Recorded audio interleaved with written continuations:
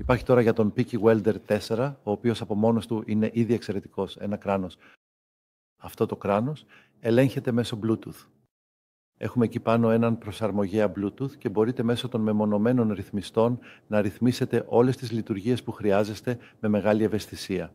Φυσικά, το κράνος έχει επίσης ενσωματωμένο κλίστρο, ώστε τα μάτια σας να προστατεύονται αξιόπιστα.